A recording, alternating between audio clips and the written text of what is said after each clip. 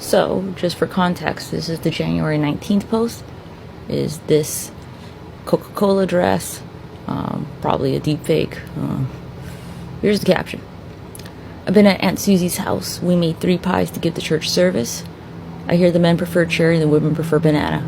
I'm gonna be real, off the bat, that gives me some kind of weird sexual connotation. I don't want to think that, but like that's the first thing you think. Either way, the news of me being tipsy and the news of then exploiting my past is a clever way to make me look like a pardoned woman that we can look and say, ah.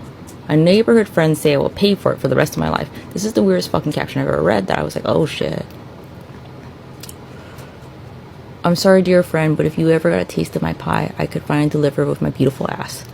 I think my ignorant ways of trusting the trustees. Trustees immediately make you think of, a trust, estate, you think estate, conservatorship, because that's an estate too. Because a trust is in probate court, which is in estate planning. Have nowhere else to look, not an ice bowl or to show relevance, but my ass to intertwine real church service versus a blind, slighted setup. Which one? Psh, different edit of red.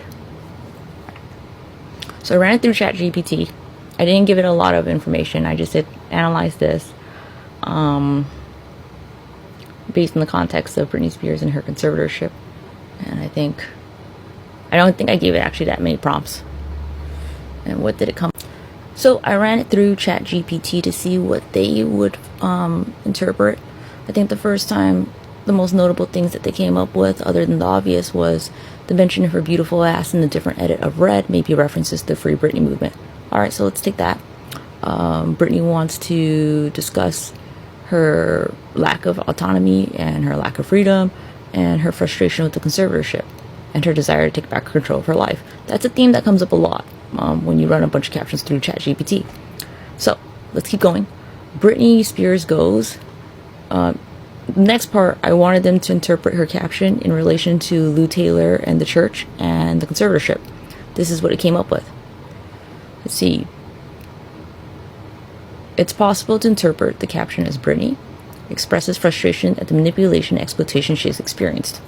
She's making pies, giving them to church, which could be a reference to the church that Lou attends, the involvement with Britney's conservatorship. She may be implying that the church and its members are complicit in her mistreatment under the conservatorship and are being fooled by those in power. She also mentions the trustees, which could be a reference to the appointed to see her estate affairs. I thought that initially too, because trust. Probate court, when you have a trust, that's your trustee. A conservatorship is not too far different. She mentions the possibility of using her beautiful ass to draw attention to the truth about her situation, which could be a reference to using her public image and a platform to speak out against the conservatorship. Interesting. Overall, it's her frustration. Here's the most interesting one.